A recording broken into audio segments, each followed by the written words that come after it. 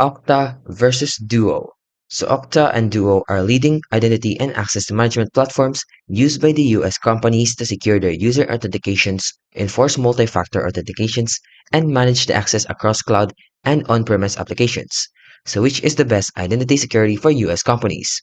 So for Okta, in the pros, it offers comprehensive IAM and extensive app integrations, adaptive security, and enterprise-grade features with developer-friendly APIs.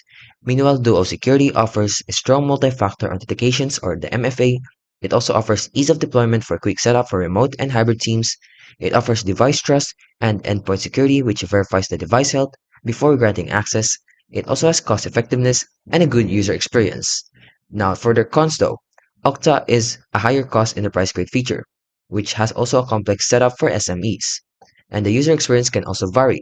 Meanwhile, Duo Security has limited IAM features, a smaller integration ecosystem, and advanced features requiring higher tiers.